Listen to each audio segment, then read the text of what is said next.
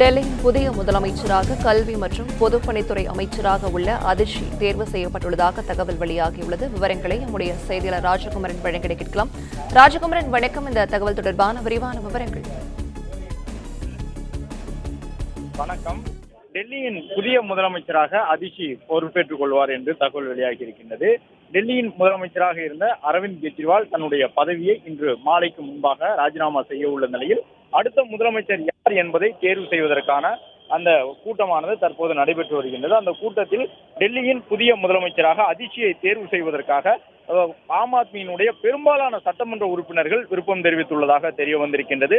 டெல்லியின் புதிய முதலமைச்சராக கல்வி மற்றும் பொதுப்பணித்துறையின் அமைச்சராக டெல்லிக்கு இருக்கக்கூடிய அதிஷி தேர்வு செய்யப்பட்டிருப்பதாக தற்போது தகவல் கிடைத்திருக்கின்றது. ஆம் ஆத்மி நிர்வாகிகள் மற்றும் சட்டமன்ற உறுப்பினர்களுக்கான அந்த கூட்டத்தில் டெல்லி முதலமைச்சர் பதவிக்கு அதிஷியின் பெயரை கெஜ்ரிவால் பரிந்துரை செய்ததை தொடர்ந்து இங்கிருந்த பெரும்பாலான சட்டமன்ற உறுப்பினர்கள் அமைச்சர்கள் அதை ஏற்றுக்கொண்டதன் காரணமாக அதிஷி முதலமைச்சராக டெல்லிக்கு பொறுப்பேற்றுக் கொள்வார் என்று தற்போது தகவல் கிடைத்திருக்கின்றது.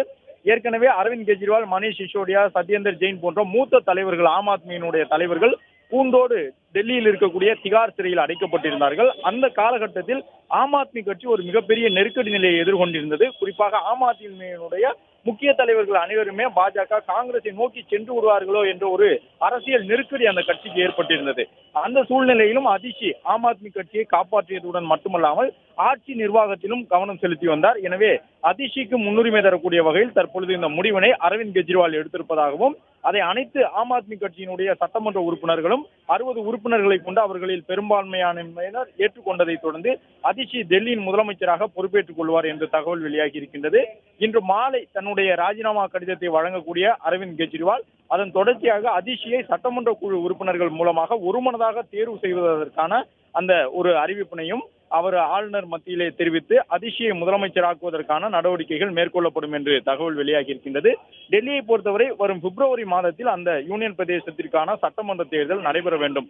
ஆனால் தற்போது அரவிந்த் கெஜ்ரிவால் ஊழல் குற்றச்சாட்டு காரணமாக சிறைக்கு சென்று வந்த நிலையில் மக்கள் ஆதரவை பெற்று மீண்டும் முதலமைச்சராக அதே நாற்காலியில் அமருவேன் என்று சபதம் எடுத்திருக்கின்றார்.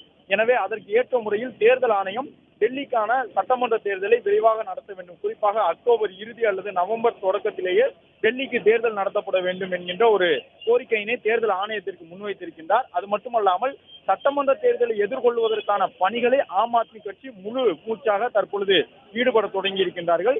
இந்த நிலையில்தான் புதிய முதலமைச்சராக அதிஷி பொறுப்பேற்றுக் கொள்வதற்கான தகவல் தற்போது கிடைத்திருக்கின்றது.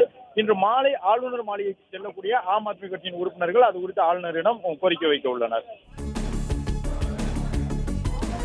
விவரங்களை வழங்கியமைக்க நன்றி ராஜகுமரன்.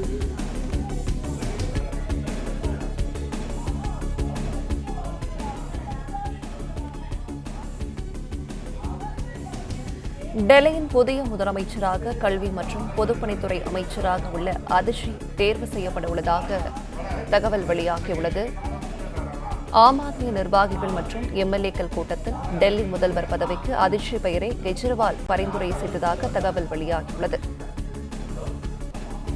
மதுபான கொள்கை முறைகேடு வழக்கில் ஜாமீனில் வெளிவந்துள்ள கெஜ்ரிவால் முதலமைச்சர் பதவியை இன்று ராஜினாமா செய்கிறார்.